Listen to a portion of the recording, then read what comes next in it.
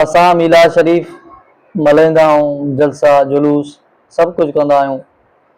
त छा इन जो क़ुरान ऐं हदीस में को हदीस में हवालो आहे या न आहे? मीलाद छा खे चइबो आहे, जी हक़ीक़त छा आहे? त अॼु असां इन मुतालिक़ कुझु गुफ़्तगू कंदासीं।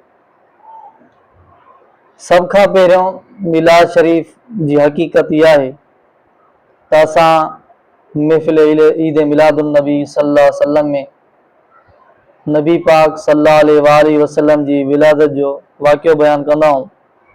त पाण कीअं पैदा थिया, नूर मोहम्मदी सल्लल्लाहु अलैहि वसल्लम जूं करामतूं बयान कंदा आहियूं। नबी करीम सल्लल्लाहु अलैहि वसल्लम जो नसब नामो नंढपण बयान कंदा आहियूं। हज़रत हलीमा वटि विया, उते उन्हनि जी कीअं परवरिश थी, जलसनि में असां इहो बयान कंदा आहियूं। नबी करीम सल्लल्लाहु अलैहि वसल्लम जी शान में नात पढ़ंदा आहियूं, नसर पढ़ंदा आहियूं ऐं नबी करीम सल्लल्लाहु अलैहि वसल्लम जो जेको बि तज़किरो आहे उन जी सीरत बयान कंदा आहियूं, उन्हनि जी सूरत बयान कंदा आहियूं, उन्हनि जा मौजज़ात बयान कंदा आहियूं। सभु कुझु असां ईद मिलादुन नबी सल्लल्लाहु अलैहि वसल्लम में बयान कंदा आहियूं। इन खे चइबो आहे ईद मिलादुन नबी सल्लल्लाहु अलैहि वसल्लम।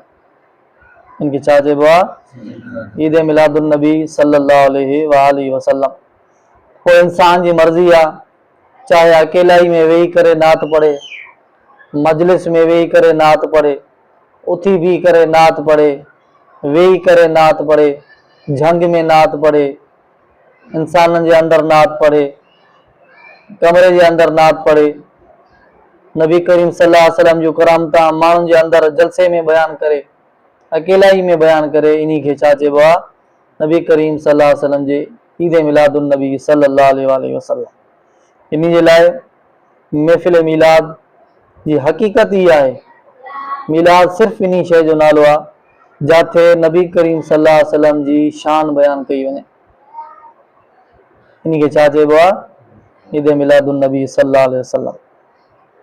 ऐं ॿी ॻाल्हि, ईद मिलादुन नबी जी महफ़िल मुनाक़िद करणु, नबी जी अचण जी ख़ुशी मल्हाइणु, उन जी ज़िक्र करणु, उन जी मजलिस में वञण लाइ पंहिंजो पाण खे सींगारणु, ख़ुशबू हणणु, उलमा जे मथां गुल सटणु या जलसे खां पोइ लंगर जो बंदोबस्तु करणु, जेको बि कुझु आहे इहो सभु मुस्तहब आहे ऐं अल्लाह जी बरकत जो हिकिड़ो सबबु आहे, अल्लाह जी रहमत जो हिकिड़ो सबबु आहे। हज़रत ईसा अलैहिस्सलाम दुआ कई, रब्बना अंज़िल अलैना माइदतम मिनस समाए तकूनु लना ईदल लिअव्वलिना व आखिरिना। जॾहिं हज़रत ईसा अलैहिस्सलाम खे पंहिंजे उम्मतिन चयो, तूं दुआ घुर, अल्लाह ताला असांखे मथो मानी नाज़िल करे, दस्तरख़्वान हुजे, उनजे मथो मानी बि हुजे, सभु कुझु तयारु थियल असां वटि अचे। हज़रत ईसा जी दुआ इहा क़बूल थी वई।